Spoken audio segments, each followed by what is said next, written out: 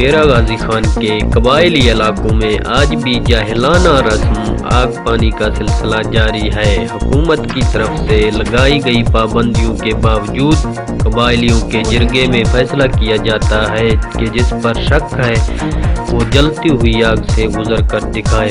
ایسا ہی واقعہ کل بارڈر ملٹری پولیس تھانہ کھرڑ بزدار کے حدود میں پیش آیا۔